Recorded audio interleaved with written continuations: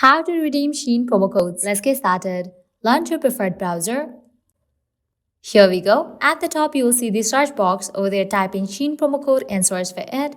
Different website links will appear. Firstly, I'm gonna get the promo code for Shein. Using any of these websites, you can easily get a working promo code for Shein. So go ahead and open any of these. I'm gonna open this one, Los Angeles. After you open it, you're gonna find tons of offers and deals. Just scroll and check 40% coupon code, 20% coupon code, free shipping, and many more. Head towards any of the offer that you wanna grab. Just click on View Coupon. So here's the code, copy it, then click on Visit Shein.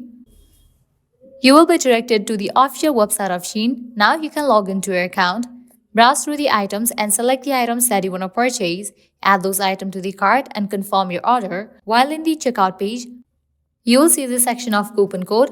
Tap over there and then type in the copied code and confirm your order. With that, you have just redeemed the code for Shein. Well, this is how you can easily redeem Shein coupon codes.